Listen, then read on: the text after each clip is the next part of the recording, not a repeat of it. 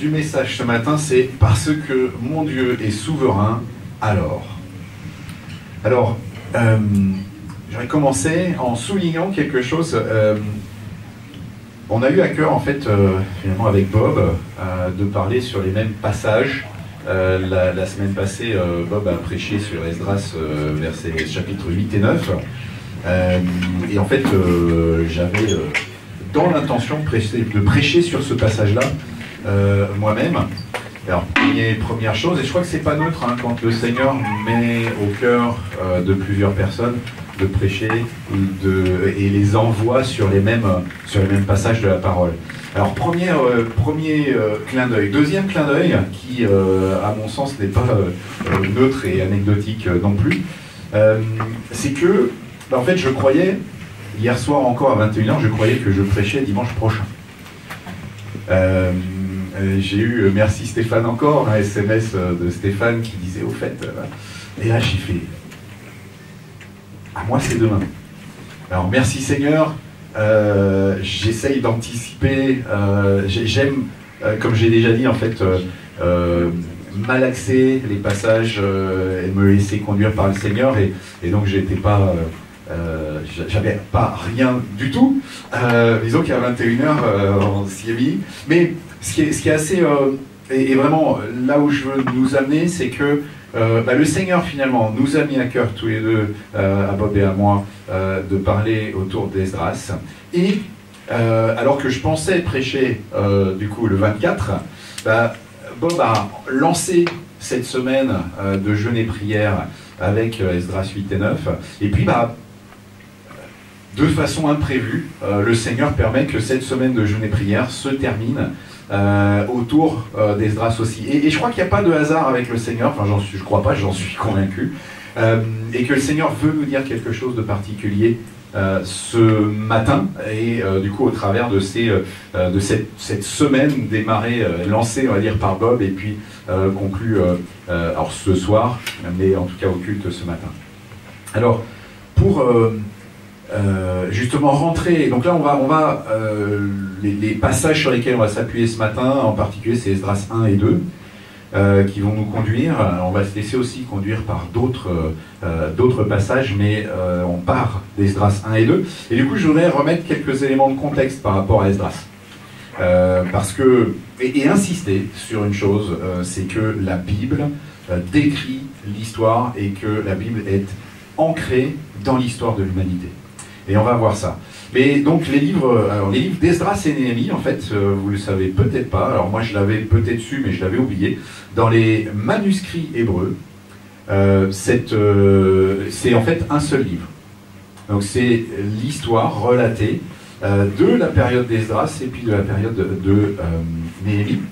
Et alors, vous allez voir, ça fait un petit peu peur quand on voit, mais on ne va pas rentrer dans tous les détails. L'idée, c'est de revenir sur un petit peu d'histoire pour arriver sur cette période-là. Ce qu'on a en rouge ici, donc de moins 538 à environ moins 420, correspond en fait à la période qui est décrite par les livres d'Esdras et de Néhémie. Donc période très large. On va y revenir. Et en fait, comment est-ce qu'on arrive? Esdras 1, en l'occurrence, on est dans la chronologie avec le livre d'Esdras. Et en fait, le premier chapitre d'Esdras, on nous dit la première année du roi Cyrus. Donc, on sait qu'on est ici. Cyrus, on va le voir, a pris le pouvoir. Et puis, il dit j'annonce, je fais un édit comme quoi je souhaite que les Juifs puissent retourner à Jérusalem et bâtir une maison pour l'Éternel. Donc, mais alors comment est-ce qu'on en est arrivé là? On en est arrivé là, alors si on revient, on ne va pas refaire toute l'histoire du peuple juif, mais le peuple juif a voulu un roi, et Samuel avait dit, tiens, ça va être, l'Éternel, ce sera Saül, puis il y a eu David, puis il y a eu Salomon. Alors, on les connaît plutôt bien, hein, ces rois-là. Et là, qu'est-ce qui se passe? Séparation, division, ce qu'on appelle le schisme, 10 tribus du nord qui vont constituer le royaume d'Israël, et les 2 tribus qui vont constituer le royaume de Juda. Et en fait, ce qu'on a sur cette chronologie, vous avez alors en haut la fin du royaume du nord, sur cette ligne ici, le royaume du Sud. Et en fait, les vies de ces deux royaumes vont être rythmées par la royauté. En fait, il va y avoir un roi à chaque fois, et le peuple qui, avec ce roi, va être dans une logique, dans une dynamique de fidélité à l'Éternel ou pas. Et en fait, dans ces contextes-là, interviennent des prophètes qui viennent alerter le peuple, dire attention, si vous êtes infidèle, si vous ne suivez pas, si vous n'écoutez pas l'Éternel, alors il va se passer des choses terribles pour vous. Et c'est ce qui se passe pour le royaume du Nord en 722 avant Jésus-Christ. Les 10 tribus sont emmenées en déportation. Alors ça dure plus longtemps sur le royaume de Juda, le royaume du Sud. Alors on a des rois, on connaît Akaz, alors c'est un nom qui est associé souvent au roi, alors impie comme on ne peut pas l'imaginer, Ézéchias qui a vécu des choses assez extraordinaires, Manassé, Josias, et donc extraordinaire, Ésaïe, vous savez, comme j'apprécie Ésaïe, donc qui a prophétisé, qui a eu son ministère, donc dans les années moins 750, et un petit peu après moins 700, avant Jésus-Christ, on va y revenir, c'est assez net, mais Ésaïe, qui annonce au peuple, il fait partie de ces prophètes, qui dit, si vous ne réagissez pas, vous ne revenez pas à l'Éternel, vous partirez en déportation. Un peu plus loin dans Ésaïe, il dit, ça y est, c'est acté, vous partirez en déportation, mais, incroyable, le Seigneur prévoit un retour au pays. Et donc ça fait partie des choses qui sont déjà annoncées par Ésaïe. Ici, se passe 100 et quelques années. On a une période là où les prophètes sont aussi très actifs, et en fait, en gros, ça y est, le temps arrive. Donc Nahum, Sophonie, Habakkuk. Jérémie qui est aussi finalement, alors on bascule en bas en fait, mais c'est la même frise que j'ai découpée. Donc, moins 606, devant l'infidélité qui continue, Dieu, quelque part, permet que Nabuchodonosor ou Nabucodonosor, selon les versions des traductions, etc., prenne Jérusalem et déporte une partie du peuple. Et donc, on sait cette fenêtre ici qu'on voit de 70 ans, et dans laquelle on trouve la vie. À ce moment-là, c'est là que Daniel, donc on connaît en général bien Daniel, en tout cas quelques faits d'armes, le jeûne de Daniel, la fosse au lion, ses amis qui vont dans la fournaise. Donc c'est toute cette période-là. Et puis voilà, on est dans ce contexte-là, le peuple qui est, pour partie en tout cas, en captivité. Et c'est ça le contexte de notre passage. Alors, Esdras et Néhémie, en fait, décrivent du coup des événements qui se passent. Alors, en fait, c'est comme un film avec des trous. Donc, on nous décrit dans Esdras ce qui se passe entre 538 et 516 avant Jésus-Christ. Et puis, donc, avec le retour de la caravane de Zorobabel, donc Zorobabel qui était le dirigeant, on va dire, de la fratrie juive, avec une mission d'aller reconstruire le temple. Parce que le temple a été détruit au moment de la captivité, puis les murailles, donc 606 avant Jésus-Christ, le temple, alors la date j'ai plus bien en tête, mais 586, les murailles aussi sont tombées.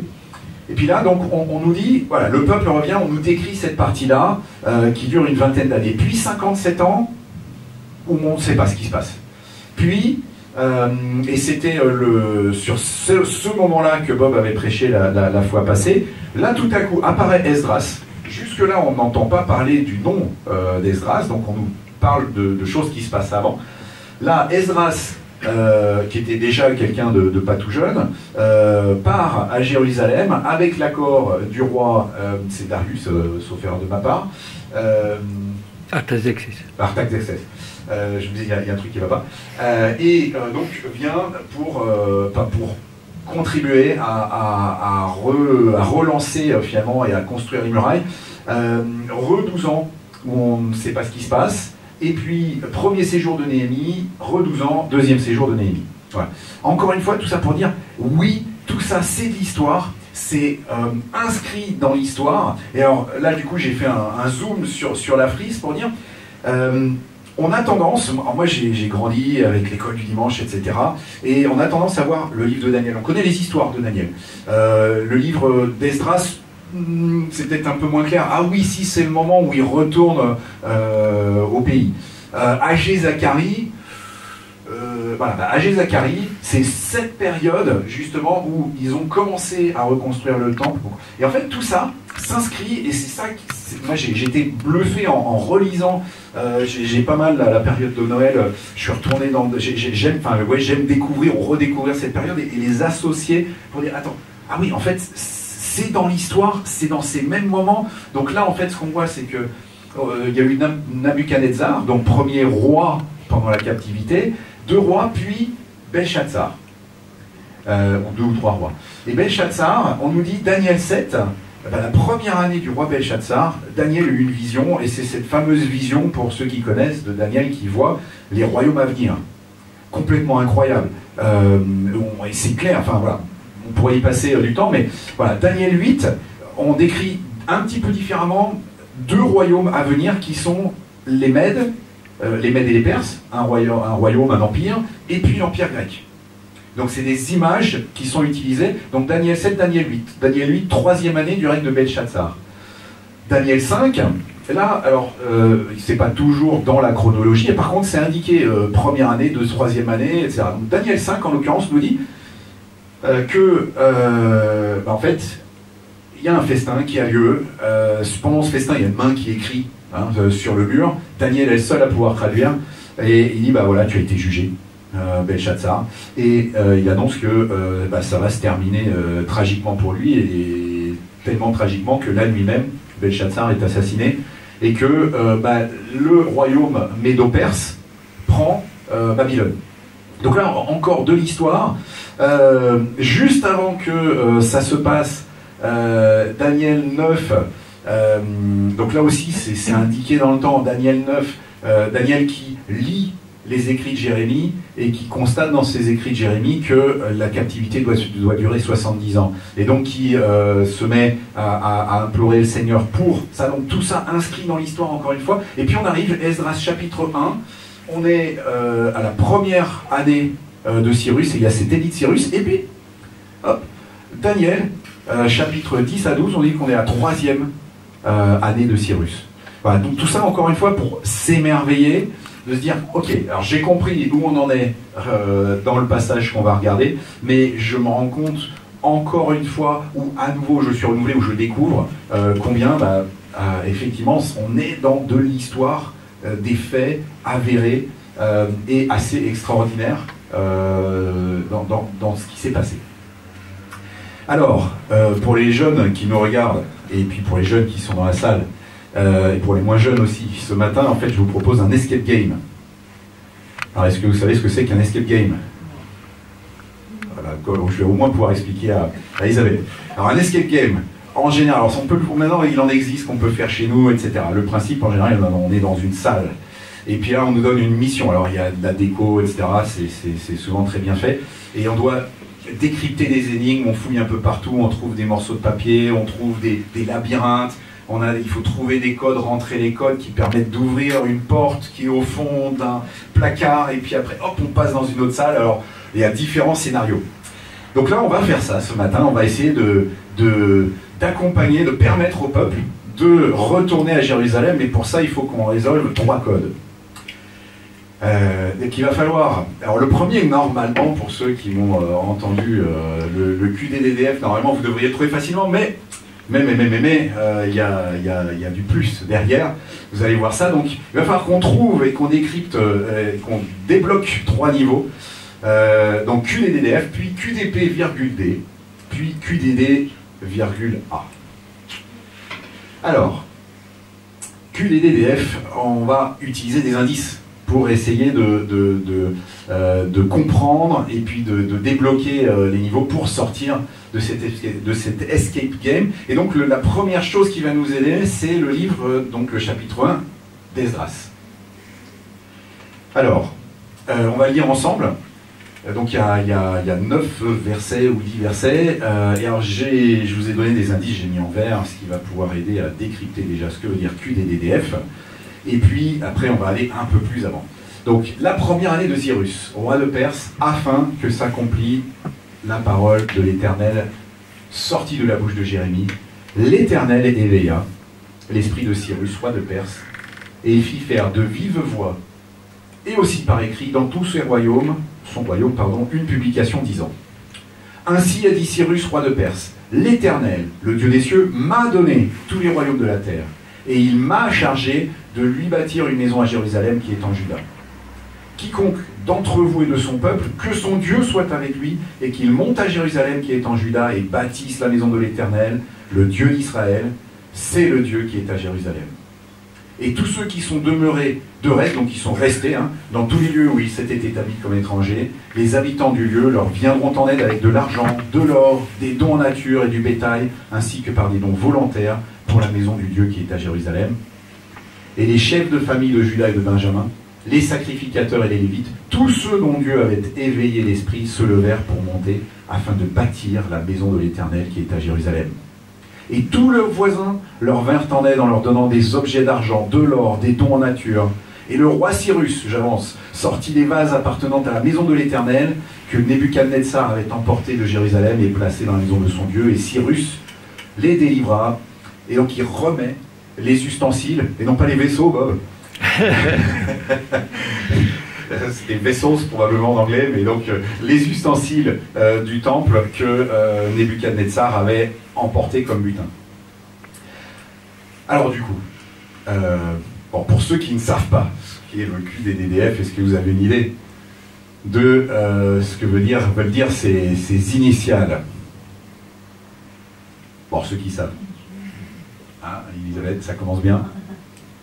Quand Dieu donne, Daniel, non? Ah, c'est pas tout à fait ça, ça commence bien, mais... Quand Dieu dit, Dieu fait. Ah, merci Olivier.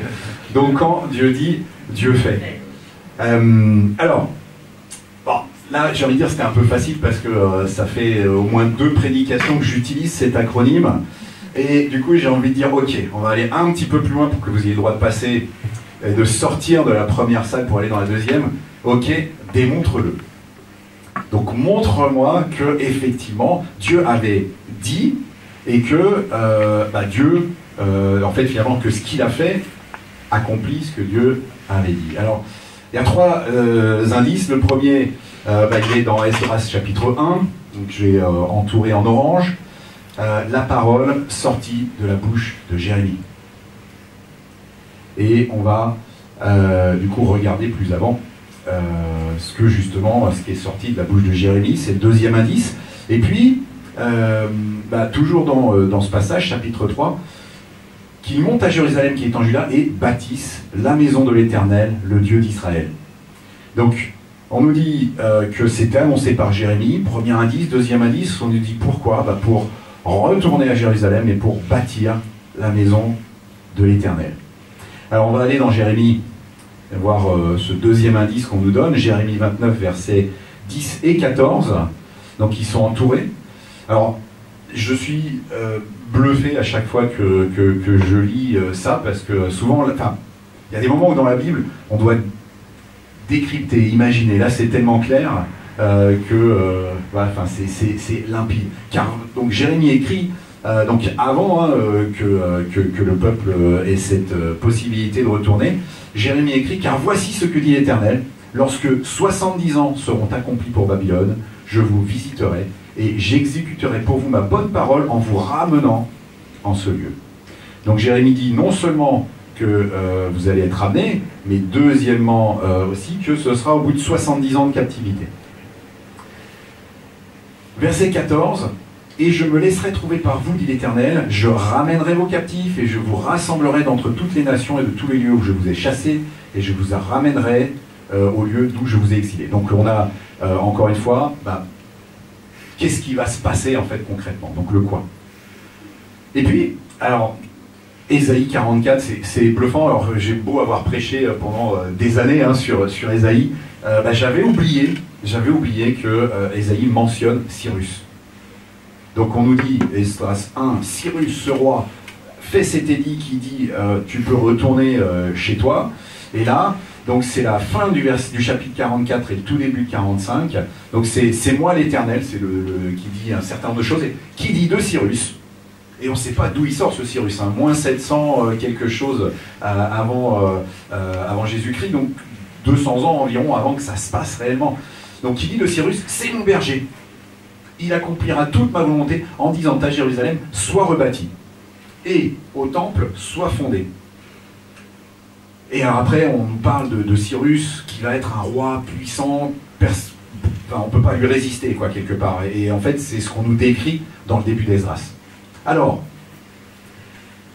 je pense qu'on commence à être convaincu et à avoir le droit de passer dans la deuxième salle de notre escape game. Dieu avait prévu annoncer quoi? Le retour du peuple, le fait que le temple allait être bâti, que les murailles allaient être bâties. Le camp, 70 ans après le début de la captivité. Le avec qui ou grâce à qui? Cyrus. Comment? Et alors ça c'est clin d'œil supplémentaire et incroyable puissance de Dieu. Ils n'ont même pas eu de tribut à payer. C'est l'argent leur est donné et les ustensiles du temple avec. Donc voilà, c'est première étape quand Dieu lui dit, Dieu fait, première salle de notre escape game.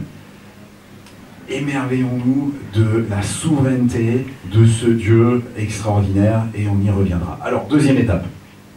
Que veut dire QDP, virgule D?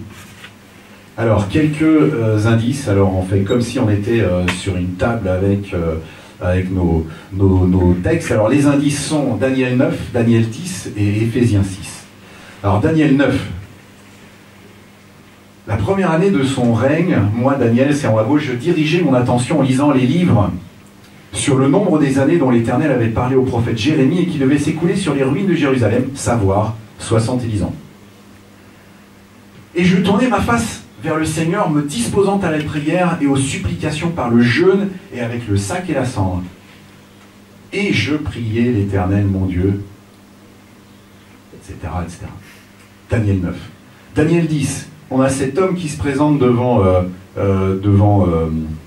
Daniel, qui vient nulle part, brillant, etc., et qui lui dit « Ne crains point, Daniel, car dès le premier jour où tu as pris à cœur de comprendre et de t'humilier devant ton Dieu, tes paroles ont été exaucées, et moi, je suis venu à cause de ces paroles. Et le chef du royaume de Perse m'a résisté 21 jours, et voici Michaël, un des premiers chefs, est venu à mon secours, et moi, je suis resté seul, etc., etc. » Et donc, troisième indice, Éphésiens 6, verset 12, car nous n'avons pas à lutter contre la chair et le sang, mais contre les dominations, contre les autorités, contre les princes de ténèbres, contre les esprits méchants dans les lieux célestes. Alors, j'ai encore donné la réponse. Avant, j'ai fait la même tout à l'heure. Donc, QDP, virgule D, quand Dieu promet, demande. Alors ça reste un peu un mystère. Mais ça me semble absolument, je suis absolument convaincu que c'est biblique. On voit Daniel. Daniel, qu'est-ce qu'il fait? Il aurait pu dire, c'est promis, 70 ans. Donc qu'est-ce qu'il fait? Il se met en jeûne et prière et il demande. Et là on voit que l'ange de l'Éternel a mis 21 jours pour arriver jusqu'à lui parce qu'il y avait un combat. Donc on voit au travers de cet exemple-là l'importance de se mettre et de chercher à suivre et de chercher à être... de mettre en œuvre finalement par nos prières les promesses que Dieu fait. Deuxième chose aussi qu'on constate, c'est que nous n'avons pas à lutter contre des éléments de chair. Parce que on n'est pas en temps de paix. On peut avoir l'impression qu'on est en temps de paix, mais on est en temps de guerre spirituelle.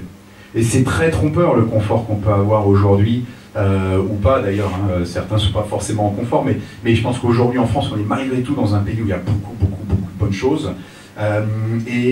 Soyons conscients que même si on ne voit pas, nous sommes en temps de guerre spirituelle. Donc prions. Et suite à cette semaine de prière et de jeûne que nous venons de vivre, attendons-nous à des combats qui ont peut-être eu lieu cette semaine pour certains d'entre nous, et attendons-nous à ce que notre Dieu garde sa main souveraine sur notre vie. Moi, sur mon Église, c'est son plan est souverain. Mais de toute évidence, le Seigneur me dit, prie. Et c'est ce que la suite d'Éphésiens, c'est Éphésiens 6, revêtez-vous de l'armure et priez. Alors, donc on sort de notre deuxième salle pour aller dans la dernière salle qui va nous permettre de sortir. QDD, virgule A. Alors cette fois-ci, je ne vais pas vous donner la réponse. Comment est-ce que... alors, en fait, on va s'appuyer, excusez-moi, par rapport à ça, sur Esdras chapitre 2. Alors, on ne va pas le lire, ce Esdras chapitre 2. Rapidement, c'est pas, ça se lit très très vite. C'est pas à première vue passionnant. On nous dit, voilà qui est retourné au pays. Le fils de Nanin, les fils de Nanin, les fils de Nanin, les fils de Nanin, les fils de Nanin. Et j'ai été interpellé par... alors d'abord, première chose, tous ne sont pas partis. Environ 40 000 personnes qui sont parties.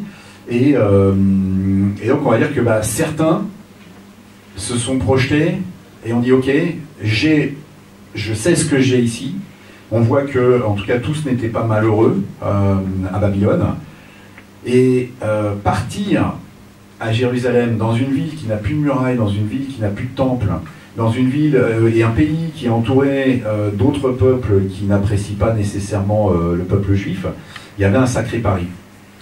Et voilà, donc d'abord, tout le monde n'est pas parti.